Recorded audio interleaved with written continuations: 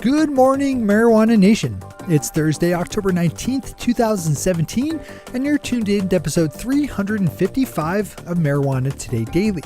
I'm your host, Shay Gunther, and I'll be walking you through today's marijuana news and headlines. As always, we have a full and busy day of cannabis news in our hands, so let's jump right into it. Our top story of the day is a piece by Tom Angel over at Marijuana Moment, picking up on the testimony given by U.S. Attorney General Jeff Sessions yesterday before the Senate Judiciary Committee, in which he said he supported adding more competition to the ranks of who grows the cannabis used and distributed by the federal government in the limited amount of scientific research that it allows. Right now, there's just one source for that cannabis, a cultivation farm on the University of Mississippi campus that's been growing federal marijuana since the 1970s, and that's been widely criticized as growing really crappy weed. Attorney General Sessions was asked by Utah Senator Orrin Hatch about reports that his DOJ was hindering the approval process for medical marijuana research within the DEA. While Sessions answered, quote, "I think it would be healthy to have some competition in the supply," unquote, he later hedged his comments with concerns about how much it would cost to monitor extra grow sites. Swing over to Tom's piece for video of Sessions' testimony. Vice has a great interview up with New Jersey Senator Cory Booker, who has been vocal in recent years in supporting the cause of progressive marijuana and drug policy reform. In the interview, Senator Booker talks about what drove him to embrace cannabis legalization as a main focus in his work and how he's pushing his signature adult use legalization bill, the Marijuana Justice Act. Another good one to open up in full. It's great to have a U.S. Senator on our side, and even better when it's someone as good at his job as Senator Booker is. Tom Angel picks up a top story bookend today with his story on Oregon Congressional Representative Earl Blumenauer and his plans to go after prohibitionist politicians who get in the way of progressive marijuana policy reform. Tom's piece uses video filmed by activist and podcaster Russ Belville, who filmed Representative Blumenauer talking about his strike plans at a recent National Cannabis Industry Association event held in Portland, Oregon. Representative Blumenauer is another well-known industry ally and formed a special political action committee called the Cannabis Fund, which will pay for things like billboards to go up in the districts of anti-marijuana politicians. Referring to specific plans to go after prohibitionist Congressman Pete Sessions of Texas, Representative Blumenauer said, quote, "We're gonna make the point that there are consequences. This is not a free vote. People are gonna take a position one way or another. And if they're gonna be part of an effort to deny people access to medicine that can be transformational, this is gonna be part of the political landscape this year." Unquote. Those are our top stories for today. It's time for Marijuana Today Daily Headlines Blitz. Before we blitz on headlines, let's quickly thank our sponsor, the MJ Today Daily Century Club. If you're ready to support this podcast, our weekly show Marijuana Today, and our popular MJ Today media newsfeed at the $100 a month level and higher, you're ready to reap all the perks and benefits that come with being a Century Club member. First and foremost, being the $200 a month in ad credits that you get back for your support. It's the best spend in marijuana marketing, and it's a perfect way to show your support for all the vital news and headlines that we bring you just about every day of the week. To join up as a member of the Century Club, you just need to open up mjtodaydaily.com, find that big blue button at the top of the page that says Become a Patron, and sign up at the $100 a month level and higher. All right, time for the Blitz.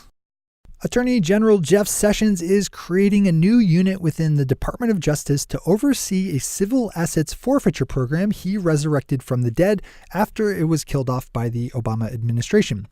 Civil assets forfeiture is the process by which the state is able to legally steal money and other assets from citizens who don't actually have to be charged with a crime to fall victim. It's one of law enforcement's favorite tools because it allows them to steal and spend without pretty much any kind of oversight. Historically, it's been terrifically abused, as you might imagine. After the Attorney General announced the return of the program earlier this year, which makes it easier for state and local police to get in on the looting action, he was slammed by folks from both sides of the political spectrum. The new program just announced will purport to put some kind of oversight on the thieving process, requiring police to tell the people they're stealing from about their rights and the status of the seizures. A new real estate development in Michigan is being developed that will build out marijuana cultivation and processing space over a 130-acre industrial lot, with developers saying that eventually up to 1,000 new jobs will be created.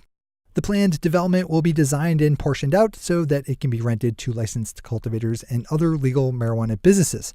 Construction on the facility, located just southwest of Lansing, will happen in stages, with the first 63-acre phase set to begin in the next 2 months and to be completed by summer of next year.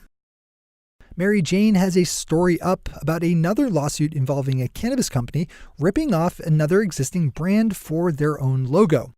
I recently reported on the case of the Gorilla Glue company suing the folks behind the cannabis strain of the same name, and this story is pretty much a clone of that.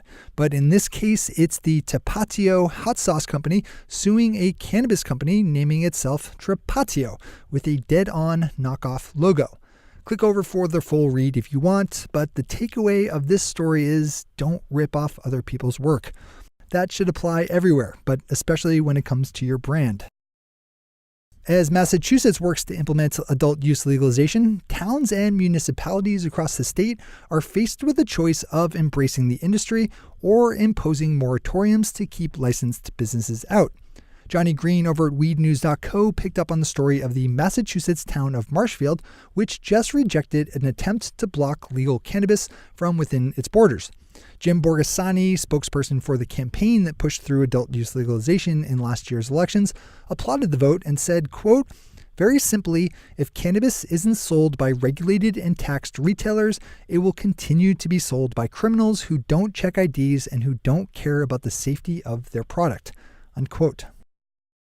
MassRoots has officially submitted an 8K filing with the SEC to inform them of their change in leadership, as founding CEO Isaac Dietrich was pushed out by his board on Monday, with Vice President Scott Kvetten being tapped for the new spot. Alan Brockstein over at New Cannabis Ventures is reporting that Mr. Dietrich and MassRoots came to a separation agreement on Tuesday that puts a little under $32,000 in severance pay into Mr. Dietrich's pocket while compelling him to take a completely hands-off position with his former company. One of legal marijuana's top challenges as it grows out of the illicit market and into the legitimate big times is how it can be grown and processed using the minimal amount of resources. That challenge takes on a particular significance in the face of that whole global warming thing, which is increasingly slamming the world with more intense storms and destructive natural events. It was that kind of large-scale thinking that was at the forefront of the discussions held at a Denver symposium this week, looking at the intersection of cannabis and sustainability. That conference wrapped up yesterday and is sure to not be the last of its kind. This is something we all need to be thinking about. And finally for today, Leafly has the story of a recent undercover arrest operation run in San Diego County, California, targeting medical marijuana delivery services, which currently operates in a legal gray zone. Last Thursday, police called 6 different cannabis delivery services pretending to be patients in need and then arrested the delivery drivers once they showed up with product. Police say they stole a little over 12 pounds of marijuana from the arrested drivers, who were charged with misdemeanors. This has, as you might imagine, put a damper on the county's delivery services, which has reportedly stopped taking new patients and reduced their actual deliveries.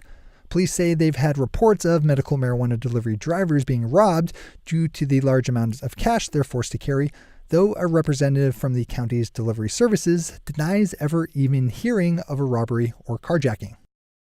Those are the headlines and news for the day. I'll be back with you again tomorrow with another information-packed episode of Marijuana Today Daily.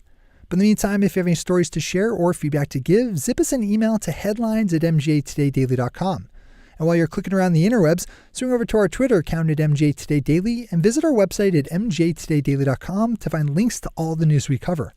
Thanks to our sponsor, the MJ Today Daily Century Club, and to all of our awesome patron listeners for the support that makes this show possible.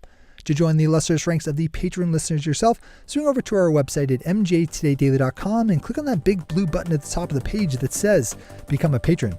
I'm your host, Shay Gunther. Thanks for tuning in and starting your day with marijuana today.